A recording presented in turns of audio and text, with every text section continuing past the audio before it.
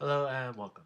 In this video, I will be reviewing the Greater Runic Staff. The Greater Runic Staff is a reward from the Runespan. It costs 25,000 reward tokens. It gives plus 15 magic attack, plus 22 mage defense, and plus 10% magical damage. There is no other bonuses for melee or range. It requires 75 magic and 90 runecrafting to wield. Now this is a new highest mage defense for the staff slot. The previous was by the master wand, which had a plus 20 mage defense, and this has a plus 22. Now the staff, it can hold 1,000 casts of almost any spell, combat spells and even non-combat spells. It is also able to absorb damage from spells it is corresponded to. For example, if your staff is charged with Ice Barrages and you're hit with Ice Barrage, it will have a chance to absorb some of that damage. Now exactly how much damage it is absorbed is to be determined. It will probably take a while for me to figure out exactly how much, but that's for a different video. To set a spell, you right click set spell on the staff, and then it'll show what spellbook you're on, and you'll choose whichever spell you want to align it. Then you have to right click to charge. It will give you a charge X amount or charge all. Charge all will fill it up as much as it can depending on how many runes you have on you.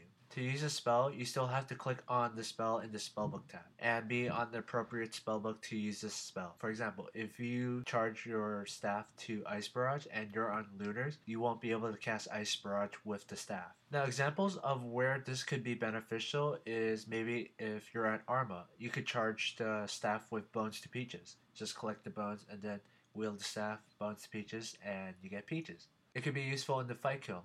You can charge it with Blood Barrages. It can be used as a single item heal in your inventory, but it can't be your primary weapon because from waves 1 to 37 you use more than 1,000 casts of Blood Barrage, so it will only be good as a secondary weapon. The minigame Castle Wars. It can hold Ice Barrages and adds to Mage Defense. It clears up inventory space for more bandages or brews or whatever you want.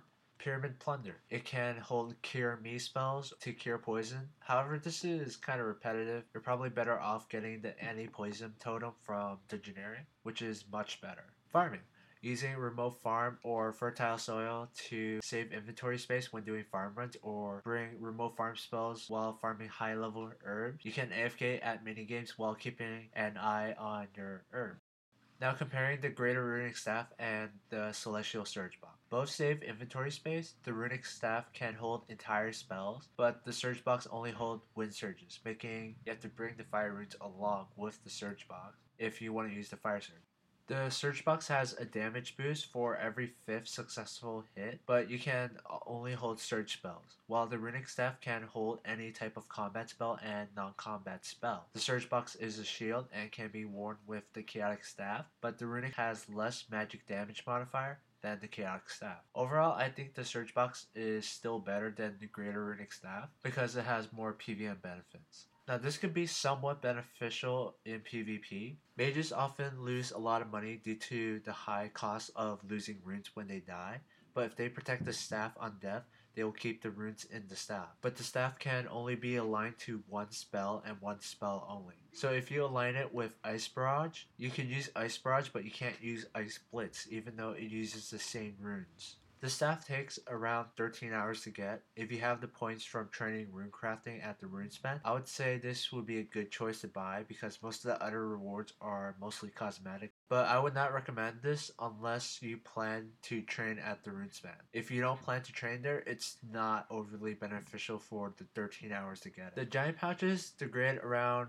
40 to 45 uses. If you click multiple times to fill it when it is being filled, it will degrade it even faster. Now this is a decent amount of uses for a massive pouch, 40 to 45. In my opinion, it's pretty decent amount of uses before they degrade. And that is it for this video. Was it worth the 13 hours of AFK to get this? I would say not. It's not that overly beneficial outside. It's maybe beneficial for farming if you plan to do high level herbs. But besides that, I would say no. So thank you for watching and have a nice day.